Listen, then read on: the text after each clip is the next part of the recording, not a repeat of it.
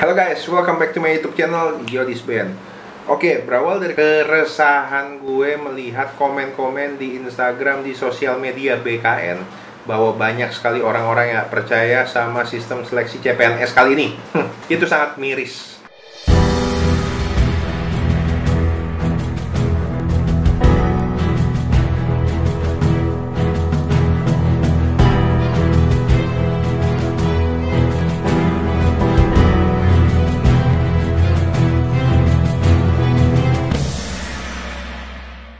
Ini parah sih. Kalau kayak gini, bisa dimanfaatin sama calo-calo yang ngaku-ngaku bakal jadi orang dalam, tau nggak? Dengan gitu, calo-calo bisa nyari mangsa, tau nggak sih lo? Jadi, calo itu sekarang banyak modusnya, ya. Calo itu bisa orang yang lo kenal. Bisa kenalan orang tua lo, bisa kenalan tante lo, om lo, pacar lo, siapapun. Mereka punya berbagai cara untuk nipu lo, tau nggak? Bisa juga mereka nelfon. Ya, contohnya gini. Halo, dengan Pak Benhard. Pak Benhard sekarang sedang mengikuti ujian di instansi ini ya. Oke Bapak, kalau Bapak mau lulus, Bapak bisa kalau mau lancar bayar sekitar 100 juta. Maka hasil kelulusan akan muncul nama Bapak. Nah, yang begitu-begitu tuh pasti banyak orang yang percaya. Kalau ngelihat pendapat orang tentang sistem ini belum bersih, ya pasti bakal kenal lah. Kayak lo lihat di berita-berita yang ada di sosial media, di berita media cetak, itu semua tertipu, nyari uang sana sini, minjem, ngutang, jual sapi, jual warung, gadein mobil, hanya untuk anaknya bisa masuk CPNS. Uang hasil keuntungannya pun digunakan untuk operasional dirinya selagi mengurus surat-surat palsu para korbannya.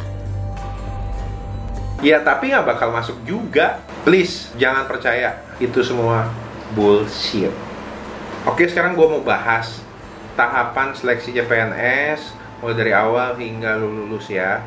Pertama, setelah lu lulus administrasi, ada yang namanya TKD. Oke, di TKD itu ada 3 komponen, ada TIU, TWK, dan TKP. Kalau nilai lu tinggi, lu belum tentu lulus karena masih ada yang namanya passing grade. Oke, sekarang seandainya lu lulus nih passing grade, jangan seneng dulu, karena masih ada ketentuan 3 kali formasi dari formasi yang lo pilih, oke? Jadi misalnya, jabatan yang lo pilih itu nyari formasi buat 2 orang, ya. Maka yang kepanggil, yang lulus buat ke SKB adalah 6 orang dengan nilai tertinggi yang akan lanjut ke SKB, oke? So, kedua, SKB itu bobotnya 60%, ya. Sebelumnya gue jelasin dulu, tadi TKD bobot kelulusannya 40% dan SKB 60%. Nah, sekarang gue mau bahas buat instansi pusat dulu ya. Oke. Kalau lo mau gue bahas instansi daerah, komen di bawah ini, oke? Ya. So, SKB ini adalah tes kemampuan bidang yang menggunakan sistem CAT lagi. Ingat, CAT, CAT, ya. Di instansi pusat saat ada SKB menggunakan sistem CAT. Namun bisa instansi pusat tersebut kalau menggunakan tes lain di dalam SKB ini. Contohnya adalah TPA, tes potensi akademik ya, lalu tes psikologi, ada sih ketentuannya di peraturan di sini. Nah, kalau ada tes lain, bobotnya itu adalah 50% dari 60% SKB. Jadi kalau kelulusan gimana? Jadi gue tekankan sekali lagi di sini.